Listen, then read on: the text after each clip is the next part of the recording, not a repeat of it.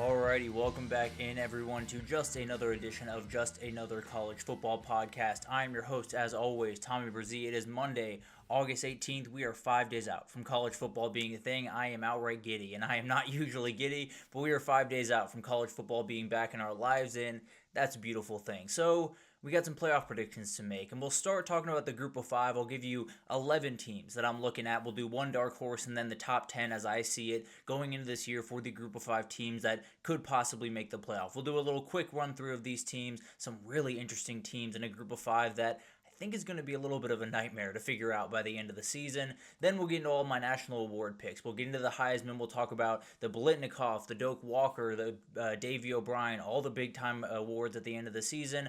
I'll give my picks for those. Always kind of a crapshoot, but at the end of the day, always fun to do, especially with the Heisman Trophy that I think is going to be pretty interesting this year. And then we'll get to my final CFP predictions. I don't feel confident. I'll just be totally honest with you. I don't think anyone feels confident right about now making CFP predictions because I can almost promise this year is going to be absolutely off the walls when it comes to college football. So I got my 12. I feel about as confident as I'm going to feel about them, as the way I'll put it right now. But let's go ahead and jump into these group of 5 contenders, because I think there's a lot of really interesting teams at the group of 5 level this year, and I think there's a number of ones to watch. I'll start with the dark horse, and then I'll get into the top 10 as I see it. Obviously, there's a little bit of wiggle room here, and there will be a lot of variation in the group of 5 level this year, but the way I see it, we'll start with the dark horse here. Florida Atlantic is a really interesting team to watch going into this year. I love Caden Veltkamp coming over from Western Kentucky, as is Easton Messer, a very good wide receiver for them that's going to fit in great. I love Zach Kittley. I think it's a fantastic hire for FAU. Just got rid of Tom Herman, brought in Zach Kittley from Texas Tech to be their new head coach, was the offensive coordinator over there. I think him and Caden Veltkamp fit together perfectly. I think it's going to be a really, really fun offense to watch. The defense, a little bit more of a question mark, no doubt about it, and they have a big-time fight for them in their conference, but I really like the duo of quarterback and head coach. I really think it's going to work out very well. I think Easton Messer is going to be a big-time player, and I wouldn't be surprised if late on in the season FAU was firmly in the CFP conversations. Into my top 10 now, I'll start with the Army Black Knights. This is going to be a good team. Now, you do lose Bryson Daly. That is a huge loss for a team, obviously, that is quarterback-led, but Dwayne Coleman is going to be the starter there. Very talented kid. Absolutely someone that can run this offense very effectively. As long as Jeff Monken's the head coach, frankly, I think they're going to be a really good football team. I think you're going to have a hard time getting me to believe that this is not going to be a good team. Noah Short is going to take over in a large part for Kanye Udo, who moved on to Arizona State. Elo Dozie moved on to Georgia. I still think this is going to be a good team. I think they're going to be very, very solid. I don't know if they quite come to the level that they were last year, but I think it's going to be a really fun team, and I think that Army-Navy game for a second year in a row is going to be a very fun one at the end of the season.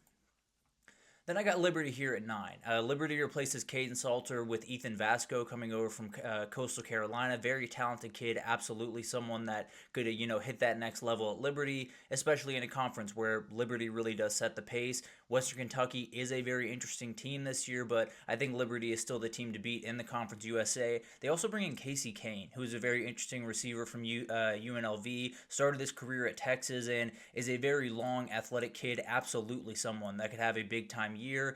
And Liberty, as we all know, has a very manageable schedule pretty much every single year. I think Liberty is going to be very firmly in the CFP conversations. Might go undefeated, definitely a little bit of a tougher road, but we'll see what happens with Liberty, especially replacing someone like Caden Salter.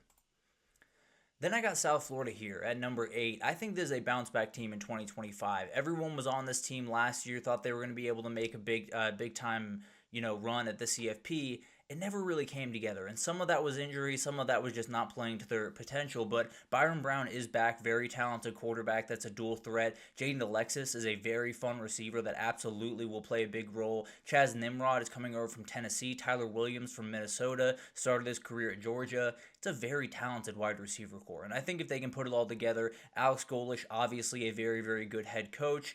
I think we might have just been a year early on the Bulls, and they very well could put together a very nice year. Start with a couple of tough games, but I do think this is a team that could do some really, really good things in the AAC this year, or in the American this year, excuse me. Then you got Memphis. I think Memphis at number 7. This is transfer central. There are so many transfers on this team. There will probably be about 9 or 10 transfers on both sides starting for this team. it's going to be all over the place. Now, I do love a lot of the transfers they brought in. Love Brendan Lewis coming in from Nevada. Very athletic guy that is going to start for them. Greg Rossier is going to be a very good player for probably a third year in a row, I think, here. They have a very good running game. I think it's going to be a very good team. I do have some questions about all the transfers coming in, but from a pure talent level, this is right up there with some of the best rosters in the group of five. UNLV, right up there as well when it comes to a talent, and a lot of transfers coming into this team as well. But Dan Mullen returns to college football. It's a very interesting team. Anthony Coulanger and Alex Orji are still going through that battle. I tend to believe Anthony Coulanger is going to be the go-to guy. I think it's going to be really hard to not have a package for Alex Orji in some form or capacity this season. They play this Saturday. They get Idaho State, a okay FCS team, not a great FCS team by any means, so they should be able to handle business there. They are loaded with former Power 5 guys, whether it's Troy O'Meary coming from Arizona State, JoJo Earle coming from TCU, and before that, Alabama. Denver Harris was a 5-star coming out of high school at cornerback that's going to be playing there. And then Chief Borders coming over from Nebraska. A lot of elite talent on this team. If Dan Mullen can put it together, I think this is going to be a really awesome team. Now, a lot of moving parts, a lot of things that need to change after a very interesting year for UNLV a year ago, but I do think this is a very talented team, and I think Dan Mullen always has an ability to make an offense work. It'll be a really, really fun year over there in Las Vegas.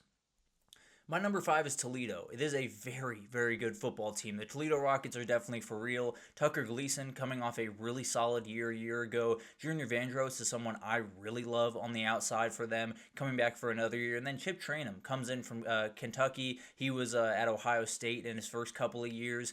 Very, very talented kid. Just didn't quite find his groove at Kentucky for a number of different reasons. They return a ton on defense as well. I think this is going to be the best team in the MAC going into the year. Probably will be the best team coming out of the year, and we'll see if that's good enough to get him into the CFP. The MAC is always a little bit all over the place, so we'll see how that unfolds, but I love the Toledo Rockets heading into this year. Number 4 is JMU. This is a very good football team. Another quarterback battle that is still going on. Alonzo Barnett takes on Matthew Sluka, a name that a lot of people might have forgotten, but the UNLV quarterback that sat out the back half of the season, he has found his way to JMU. Barnett's still coming back from an injury, so there's still some questions there. I think they're going to play both guys. I really do, especially early on. I think it's going to be really hard for someone to separate until they see him on the football field. Isaiah Alston comes in as a wide receiver from Iowa State. Really talented kid. Never caught on at Iowa State for a number of reasons, mainly because the two guys in front of him were downright incredible, but at the end of the day, I think he's ready to explode at JMU. They get Louisville in week 2, so we'll know a lot about this team pretty early on.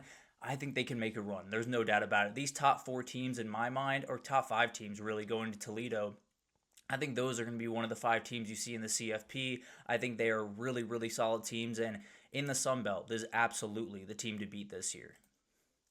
Navy, really good football team. They bring back Blake Horvath, who is one of the best quarterbacks in the entire country when it comes to running his offense. There's very few that have a better grasp on it than him. They also bring back Alex Teska as well as Eli Heidenreich at running back. Alex Teska, a little bit more of that fullback build or a B-back, depending on the way you kind of break down your triple option offense. Also, the defensive talent is very good. Andrew Duhart is going to be an NFL player at corner. Very talented team that obviously has a lot of veteran players on that squad. It is going to be a very good team again. I think I wouldn't be surprised at all if they were 8-0 again going into that Notre Dame matchup. Hopefully they'll fare a little bit better this time around, but I do think this is going to be a team that we're talking about deep into the season.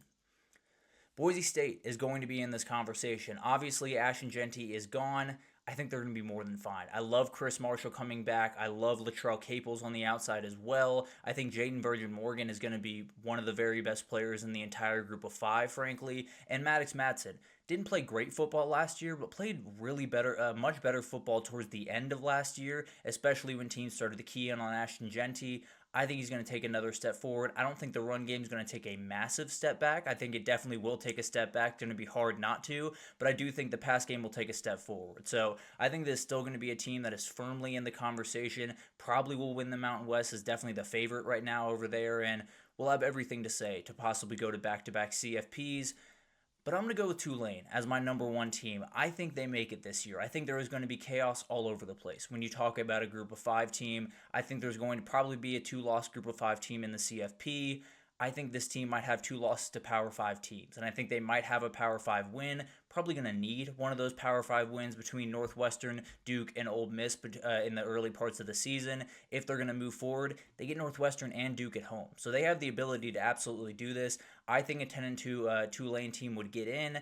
I think they're going to end 10-2. So I'm going to lean towards Tulane in this one. We'll get into the rest of my picks towards the end of the show, but as of right now, I have my group of 5 team locked in. It is going to be the Tulane Green Wave. I just think that quarterback situation, although a little bit crazy, has enough talent and has enough ability to really get them over the edge. I think Shaz Preston's going to be an incredible player, and they return a ton on defense that is going to make big-time plays for them this year. So the group of 5 is going to be really fun. I don't think there's going to be a team that outright takes away with this thing, kind of like last year. Even going into the last couple of weeks, UNLV had an ability to beat Boise State, get to the Mountain West Championship, and then win again and possibly find their way to the CFP. So it's still going to be very much up in the air into Week 11, Week 12, Week 13, but someone's going to have to separate. I think it'll be Tulane at the end of the day. I think it could be JMU, Toledo, Boise State, any of these teams. Navy absolutely has an ability to do this.